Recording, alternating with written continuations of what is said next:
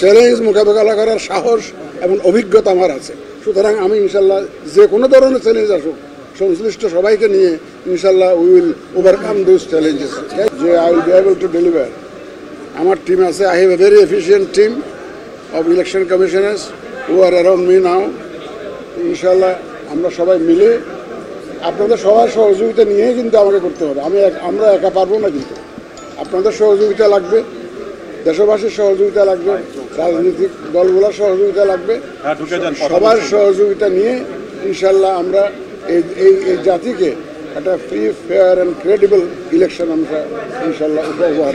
দেখেন, সংস্কার একটা চলমান প্রক্রিয়া, কিন্তু একটা ইলেকশন করতে গেলে আমাকে তো কিছু এসেনশিয়াল সংস্কার তো লাগবে। ফর এক্সাম্পল একদম ধরেন, এখন নানা রকম কথা হচ্ছে, কেউ বলছে প্রপোর্শনাল রিপ্রেজেন্টেশন, কেউ বলে যে first pass the post system, আগের সিস্টেমে ইলেকশন। এটা যদি আপনার কনস্টিটিউশনে যদি এটা যদি ফয়সালা না হয়, আমরা ইলেকশনটা করবো কীভাবে? এখন ইলেকশন করতে গেলে আমার যে ইয়াঙ্গার জেনারেশন যারা ভোট দেওয়ার জন্য মুখিয়ে আছে বছরের পর বছর, তো তাদেরকে আমার তো ভোটার লিস্টে আনতে হবে। সুতরাং ভোটার লিস্ট করতে হবে, এবং maybe there will be some reforms needed here and there. কোথায় কোথায় রিফর্মস দরকার হবে, ইন্টারভেনশন দরকার হবে, সেটা তো আমরা রেডিলি পাবো ইনশাল্লাহ, যেহেতু একটা রিফর্মস কমিশন কাজ করছে ইলেকশন কমিশনকে রিফর্ম করার জন্য। তাদের পরামর্শ আসুক, আমরা দেখি যে কোনটা গ্রহণযোগ্য হয়, যেগুলো গ্রহণযোগ্য হবে সেগুলো বাস্তবায়ন করতে হবে আমাদের। আর দেখেন, কনস্টিটিউশন অ্যামেন্ডমেন্ট রিফর্ম কমিশন কাজ করছে। They will also have lot of suggestions about the constitution. ভাই, কনস্টিটিউশন ঠিক না করে I am a product, my team is a product of the constitution. এই কনস্টিটিউশনটা যদি ঠিক না হয়, তাহলে আমাদের যাত্রা তো আমরা এলোপাতারি হয়ে যাবে। কনস্টিটিউশন রিফর্মস কমিশনটা কাজ করছে, সুতরাং এটাও শেষ হোক, সব সুপারিশগুলো আসুক। বেশি দিন তো নাই, ওনারা তো সরকার বলছে ডিসেম্বর পর্যন্ত টাইম দিয়েছে, ইটস নট ফার অ্যাওয়ে, অতি অল্প সময়। আপনারা আশ্বস্ত থাকুন, ইনশাল্লাহ আমাদের নিয়ত সহি।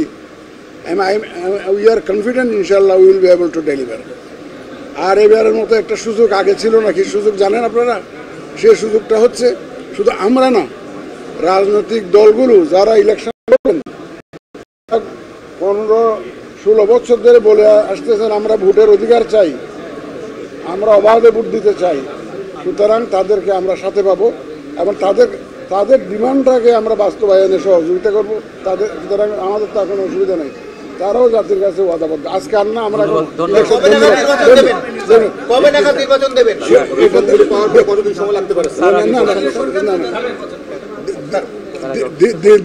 দিনক্ষণ দিয়ে তো এখন বলা যাবে না, দিনক্ষণ দিয়ে এটা এখন কিছু বলা যাবে না।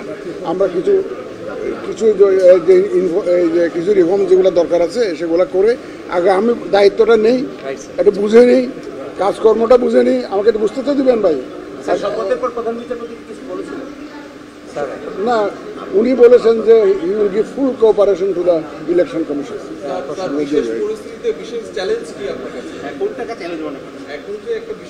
আমার হতে পারে এরকম বিশেষ পরিস্থিতি, আমার চাকরি জীবনে বহু আসছে। আমি তথ্য মন্ত্রণালয়ের সচিব ছিলাম, জ্বালানি মন্ত্রণালয়ের সচিব ছিলাম, স্বাস্থ্য মন্ত্রণালয়ের সচিব ছিলাম। বহু চ্যালেঞ্জ দেখেছি এবং ইনশাল্লাহ সাকসেসফুলি মোকাবেলা করেছি। চ্যালেঞ্জ মোকাবেলা করার সাহস এবং অভিজ্ঞতা আমার আছে। সুতরাং আমি ইনশাল্লাহ যে কোনো ধরনের চ্যালেঞ্জ আসুক সংশ্লিষ্ট সবাইকে নিয়ে ইনশাল্লাহ we will overcome those challenges. Thank you. আপনি সেকেন্ড কোশ্চেন স্যার, একটা মিনিট, ওই যে সংস্কার কমিশনের সংস্কার কথা বলছিলেন, আপনি কি এই যে নির্বাচনের ক্ষেত্রে সংস্কার কমিশনের সুপারিশ আসা পর্যন্ত অপেক্ষা করবেন? এটা সুপারিশ তো আসে যাবে তো আপনার ডিসেম্বরে, টাইম তো বেশি দিন নাই। ওরা যদি এটা it is premature for me two comment on this. অনেক বিতর্ক চলছে, বিতর্কের একটা ফয়সালা হোক, কিন্তু তাহলে আপনারাও দেখতে পাবেন যখন ফয়সালা হবে।